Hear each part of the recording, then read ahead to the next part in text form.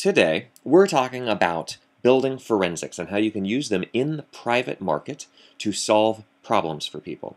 Just to make sure that we're all on the same page, we are not talking about energy efficiency. What most people who do this kind of work are focused on most of the time is energy efficiency. That's the entry door into this kind of work generally, but it's actually not going to be where all of us are ending up later, because we need for the testing to be just part of the construction industry. So if you are listening to my voice right now, you are not either in the energy efficiency industry or looking for someone in the energy efficiency industry. You are looking for somebody who is a building forensics person, or you are yourself a building forensics expert. So that's what we need to be really focusing on, because until it's part of the mainstream of construction, we're just a niche market that nobody knows how to find, because most of my clients aren't looking for energy efficiency. So, of course, if you need more information after today, which you will, because 1.5 hour webinar is not enough, first of all, you can sign up for future webinars, obviously, and get all kinds of other videos and podcast episodes. You can preview the entirety of my book, all 224 pages of it, on the website, and that is buildingperformanceworkshop.com. So that's where you should go to sign up for the free training portal and to get involved in the radio show and all that stuff. So there's tons more information there. Also, I do video consulting for both professionals and for clients around the country. We've got the certification courses, and also, of course, the Fall Fast Track, which is coming up in September. It starts on Labor Day every year, and it's the Learn to Become a Ninja course. So here's what we're talking about today. First of all, we've got the underlayment of everything. The underlayers is what we're looking at. The condo moisture problem that I'm going to show you is very much about an underlayer that we have an experience with here. And by the way, as you guys have questions, feel free to type them into the questions pane. That's how this works every week. I've hidden the questions pane, so I'm just going to talk at you really fast and try and entertain you with pictures and all this stuff, and I will take questions at the end. Number two is the underlayer of every home, which has a forced air system, is the duct system, which is behind the walls. And this is something that we're all focusing on more and more, because it's involved in codes, and it will be part of every building code in the entire United States of America by 2017. And then the last job that I'm going to show you today is a server room, a room that's full of tons of computers that produce tons of heat. And that has very particular issues involved in those kind of rooms. So I'm going to show you how we tested one of these to kind of solve that problem for people. So the first job is that we've got this condo. I get called and the client says, so first of all, my client in this job is a professional. They work at an architecture firm, and this is a private property that they own themselves, and they want to know what to do with it. So first of all, it's basement level. They have all kinds of musty smells and mold and mildew issues, and it's just kind of hard to control down there. So they want to know before we start throwing money at all this stuff, what exactly is going on, what's the cause of it, and how best would we fix this kind of thing. So that is what the scientific testing is about. So let's check this out. First of all, we go down into the basement, and as you can see on this far wall here, the ground would come up to about 3 or 4 inches below this window that you see there. So the bottom third of that wall is underground. You can see that it's obviously a rental space in this case. It's a little bit beat up there in the between tenant phase, and they need to patch up some of the walls and stuff like that. So while it's kind of still in a phase where you can see into the walls and there's holes all over the place, that's the perfect time for me to come along and be able to do this, and likewise for you if you're a professional as well. So the floors are warping. This is one of the signs of the humidity issue that they've got. Also, you can see that around the baseboards, it's kind of hard to clean, and it's because they're actually getting black because of growths on them. So wherever we've got this kind of slightly beat up corner, and it's just turning black from the water encouraged growths that we've got here. So we've got little colonies kind of growing on things. You can see that the nails in the flooring at some points are turning black, and we've got the lines between them, not just dirt, but also because of the humidity, just not really coloring well with age. So is it fixable? First of all, let's figure out what we know about this place. So the walls are one of the things that we want to look at. Here you can see that there is a 1x2 or 1x3 board that's turned sideways, so that the cavity between these boards that's holding up the lath, that's holding up then the plaster, is only a half an inch thick. So that means that if we were to have insulation anywhere in the exterior walls, it would only be half an inch of insulation, which is not very much. So for sure we have condensation issues, because for the amount of the wall, and you can see that the window in this picture is at the top right. So all of the wall that we're looking at right there is underground for the most part. And if it's not underground, it will be in contact with a wall that is also in contact on the other side with snow on the outside, all through the winter. So this is something that's definitely a big heat sink, and also a surface that's going to be wet if there is a high humidity inside, which there definitely is. And of course, this section has been removed because we had a bad enough moisture issue. So we look inside the interior walls, and you can do this by drilling a hole or by getting at a hole that's already been made by a tenant who wasn't super reliable. And you can see that we've got spider webs in here. Spider webs are a sign that there are spiders, obviously, and spiders are the sharks of the insect world. So if there are sharks, there are definitely little fish.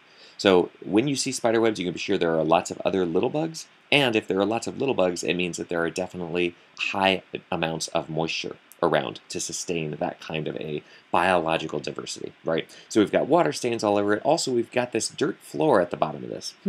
That's a little bit troubling on an interior wall. You can see that the wood at the bottom of that is starting to deteriorate as well, and it's actually in contact with that open soil. So kind of gross. There is also a crawl space.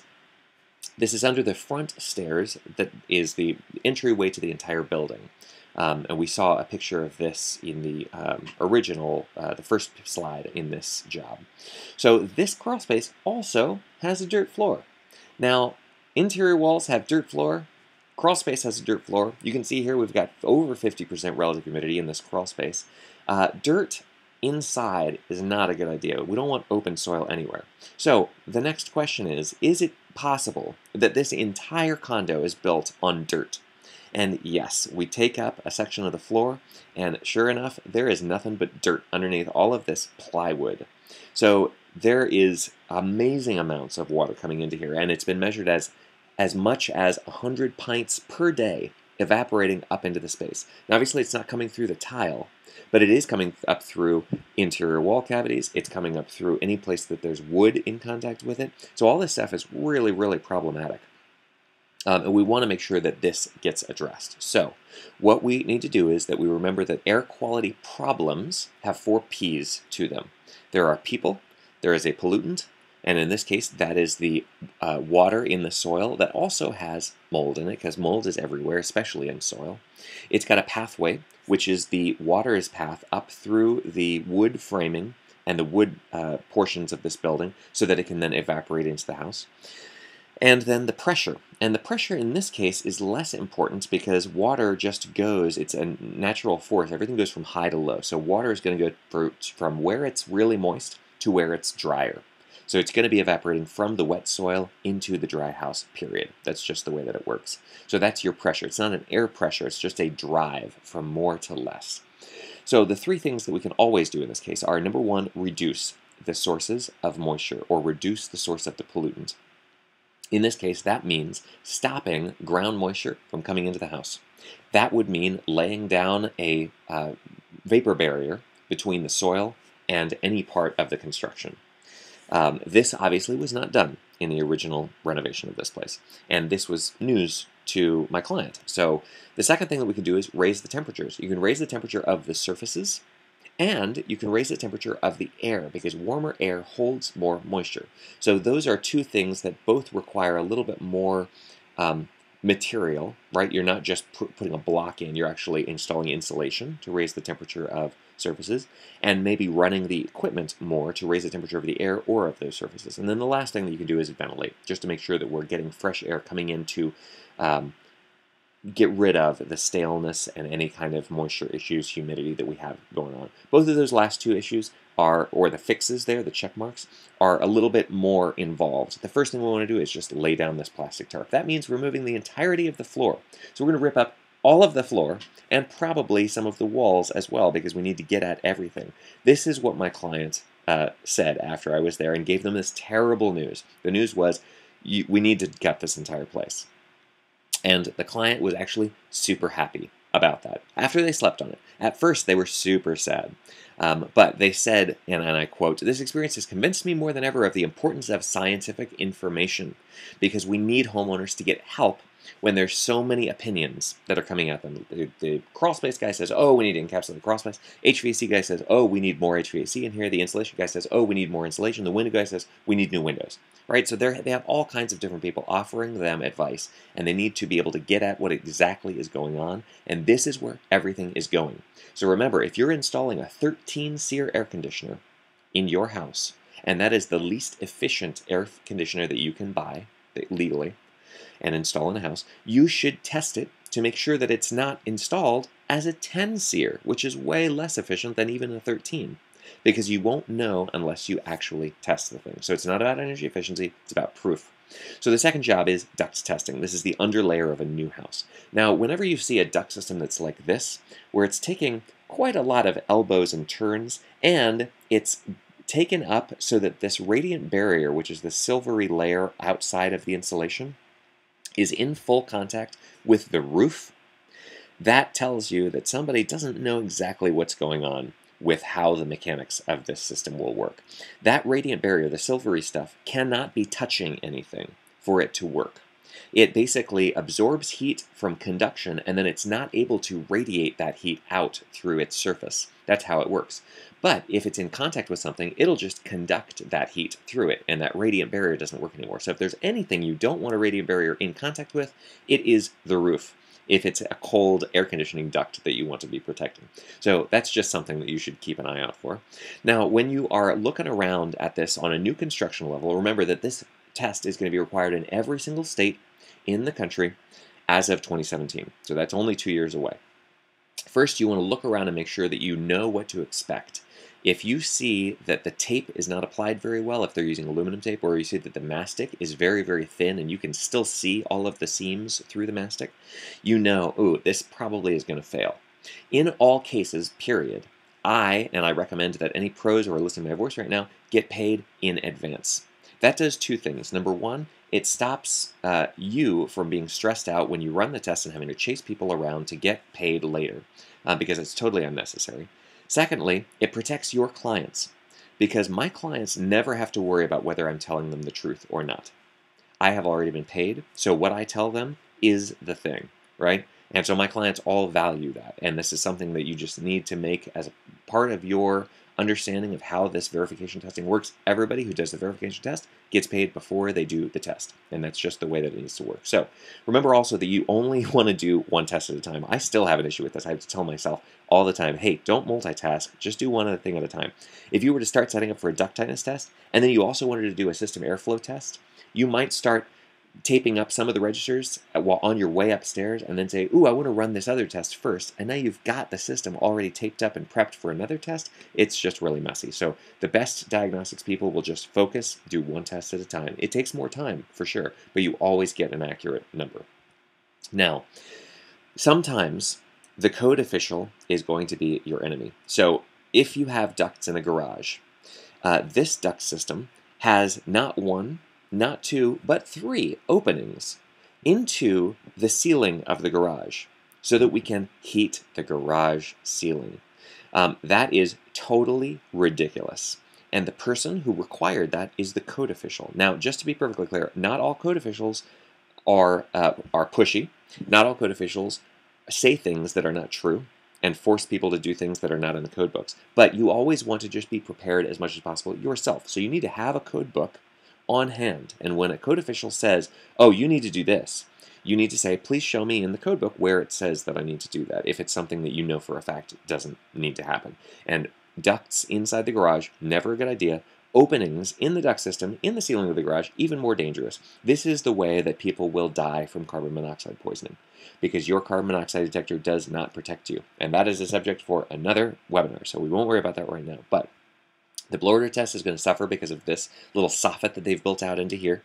The zonal pressure testing is going to show you that most likely this garage is not separated from the living space. It's totally part of the living space. And all of this can be avoided. So this is what you're going to see when you have ducts coming up through a floor. This is rough-in stage, which is where all of the basic pieces are installed, but there's no trim, there's nothing of the nice finished woodwork that's going to be there. So we've got this kind of square, rectangular duct register, and it's fully in contact with the plywood subfloor. Now, how exactly are you going to tape this? Some people will stuff foam down into that duct, the circular part there. I always like to make sure, as much as possible, that we're testing the boot. The boot is this rectangular thing that round duct is inserted into. So what I do is always use this kind of a technique in this spot. So we would do a diagonal so that I can go inside that boot. So I'm still testing the boot itself. There are seams on the back side of that.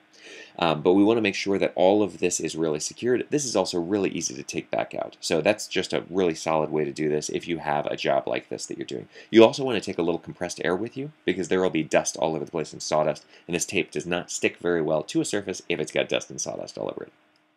Last thing is, just make sure that you can show people. This over here is the bath fan. And this is I'm laying on the floor for this shot because it was so beautiful. The bath fan vents this way, and then up here, and then takes another 90-degree turn, and then takes another 90-degree turn to go here. And you can see pretty clearly that there is a pathway that goes directly through here that would take 0 turns to do the same exact job. Every time you turn air 90 degrees, you are adding a significant amount of duct length. It's called equivalent duct length, or EDL, to that, which means that it's going to up the pressure that the fan has to overcome, which means it's probably going to downgrade the actual airflow coming out of your fan. So always make sure that you're advising this kind of stuff. Even though you're just there to do one test, go ahead and just give people the information because they don't think about this stuff. So the last job that I'm going to show you today is for this server room. Now this is a telemarketing company. They do calling all over the place. They have tons of computers. As you can see, each person has 2 monitors, and they have at least 1 computer under their desk. So the amount of information that's going around this place is crazy, and the amount of HVAC that they have installed for this building is also very impressive. So the way that this system works in this building, it's called a floor plenum. Now, in the server room, you can see that this is the ceiling. This is the drop ceiling of the server room, and the blackness that's coming, you can see is evident at the edges of the acoustical tiles here in the drop ceiling, tells us that air has been flowing there. Air has been coming from the ceiling down through the edges of this drop ceiling acoustical tile, and it's been marking this and making it black. So this is something that you can really keep an eye out for, and it's an easy test, requires no equipment at all. So the floor plenum system, and I'm going to show you a diagram of this in a second. There's a big HVAC system that sits over on the side of the room, and it's pumping about thousands and thousands of CFM of air conditioning around this room in all seasons because this room gets super, super hot. Now what we find in the summertime is that this room gets super humid, and it actually has resulted in some moisture problems. So this HVAC system pumps air straight down into this floor system, and in the floor we've got these vents, and you can see one that I've taken out and put to the side here on the left. That is the vent from the floor. So all of the air conditioning that's coming up into the room is coming from this floor cavity. And when you get inside this floor cavity, you can see that since the building was built, they started installing more stuff. Their computer servers may have grown. They may have decided, ooh, we want fiber optics. So they went down into this floor because it's also where you run all of the services for the building. And they started punching holes all over the place. Now, since this floor cavity is the duct for this server room, when you start punching holes in a duct, suddenly air is going to get out all over the place. And this is what is happening.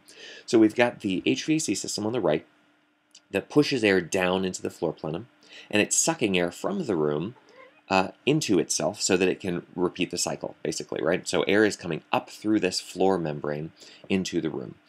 When you are supplying air and returning air, and you get a pressure differential that's not equalized, right? So we've got the room itself, since it's sucking air from the ceiling down into it, we can assume there's a negative pressure, and I'll show you exactly what we found actually in a second. The room is under a negative pressure, which means that we are pushing less air into the room than we are pulling from it. And since the way that it works is that there's, for every air piece, every unit of air, CFM, that we pull from the room, we have to push 1. So it's a 1-to-1 ratio. There's no way that we can be pulling less than we're pushing. So if we're pushing less than we're pulling from the room, it means we must be pushing to something else. So all we need to know now is how much air, based on the fact that we have all these holes in the floor plenum that we can deal with, or we could just equalize the pressure. Let's do the equalizing of pressure and find out exactly how big of a problem this actually is. So how much air are we talking about? Now you can see over on the right here that we've got 16 pascals of depressurization in the room with reference to the rest of the building when the air handler is running. And the air handler runs pretty constantly in this room because the computers are always on. On the left, you can see that my blower door setup required an extra cardboard piece at the top because this door is humongous. That door is about 9 feet tall inside this office building. So we need to make sure that we seal up this room perfectly, or as much as possible, all of the intentional leakage, which means that door. And then we're going to run a blower door test to supply air into that room to find out when this pressure becomes 0, so that it's the same pressure inside the room as it is in the rest of the building. And we find out that that number is 1900 CFM. That is a lot of air leaking out of that floor cavity into the rest of the building. So obviously, we've got all kinds of other pressure things going on because of this. But if we were to add 1900 CFM from a duct from the rest of the building or from outside into the return air intake so that it can be conditioned, meaning cooled and dehumidified, and then supplied into that floor plenum, we would solve the problem of the humidity and the moisture and all that stuff that's going on in there. So, bam. Now, if you want to get really, really sophisticated with all of your testing and start using it in the private market, remember that every Labor Day we start the Fall Fast Track. This is something that is an awesome course. It is the best thing that I offer. And you do it from your hometown, where you're actually incorporating the things that we're talking about into your work every week. And everybody across the country, and we had people from Canada last year, is doing it at the same time. So you're able to really see how other people are learning this stuff and what tips and tricks that they might recommend to you as well. That's at homeperformance.training or at my main website. So thanks very much for watching. I'm going to go ahead and take questions now, and we will finish this up. Remember that you can sign up for next month's webinar at buildingperformanceworkshop.com, and you can be there to actually get your questions answered. So